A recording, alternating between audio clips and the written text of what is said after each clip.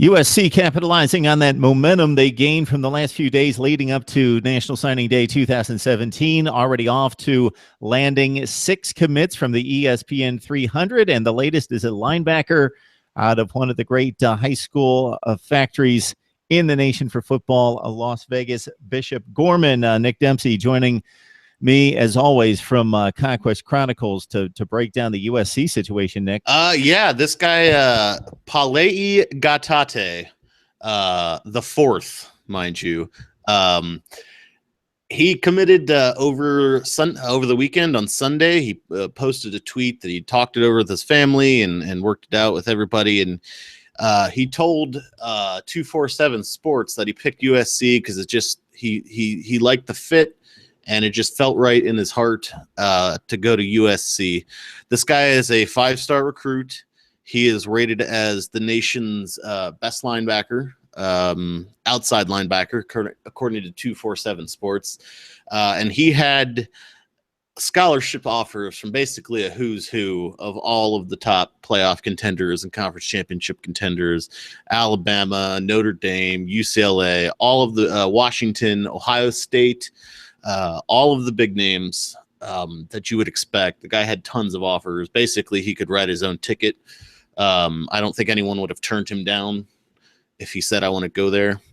Ohio State actually was in the lead. Ohio State's Urban Meyer and company have sort of set up a pipeline from Ohio State to Bishop Gorman. And they got the likes of guys like Tate Martell and other elite recruits out of there. And so a lot of the experts had Gaoteote going to Ohio State. They thought that was the overwhelming favorite. But he decided that he's going to verbally commit to USC.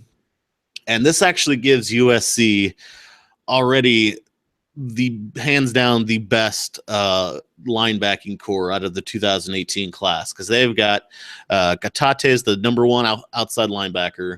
They've got the 14th best outside linebacker. Bo Calvert has verbally committed. He's a 4-star. And then 4-star outside linebacker recruit Raymond Scott, who's rated as the 3rd best. So they've got 3 outside linebackers in the top 14 in the nation verbally committed already.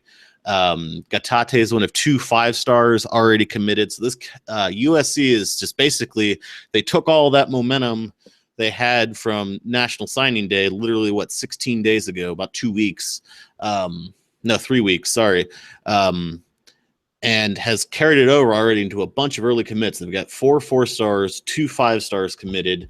And you look at the highlights on this Gaoteote, and he is incredibly disruptive. Like, he just is able to find the gap in the offensive line and disrupt plays. He gets a tremendous amount of pressure. He blows up all kinds of running plays. He's just very explosive. And if it's one thing USC always needs in their 5-2, they need their outside linebackers to be able to get pressure and penetration.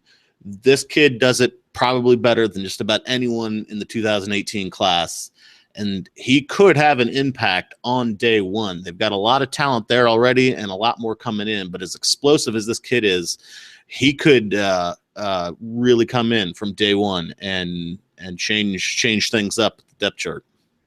You can size up the 2018 USC push this way as well, Nick. According to 247 Sports, there have been 14 out of the top 14 players for 2018. 6 have made a commitment to a school. USC has 2 of the 6.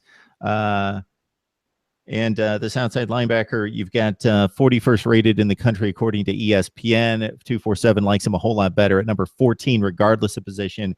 And again, number 1 at the outside linebacker position, 1 of 3. I don't know where all these guys are going to play when they're set at outside linebacker, or should be, over the next 3 seasons or so. There's no question about that. Yeah, I have to give USC a ton of credit in recruiting, because, you know, how many times, Mark, have you and I talked about the defensive front 7 for USC is their weak spot? They're scary thin. They don't have a lot of talent there.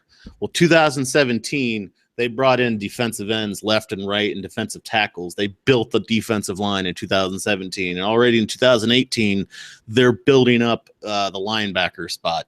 So you got to give these guys credit. What was once the scariest part about this unit is quickly becoming probably my favorite part about this team. And the future for the USC defensive front seven is going to be incredibly good and a lot of fun to watch. And this is just another huge building block. And another thing I'll say for USC, last year in recruiting classes, Helton is really finished. He was a late closer, kind of a slow starter, had a lot of 3 stars, but not a lot of elite guys. And then the last couple of weeks before signing day, he'd close with a bunch of big names. Well, this year he's starting off strong. He's opening almost just as well as he's closing.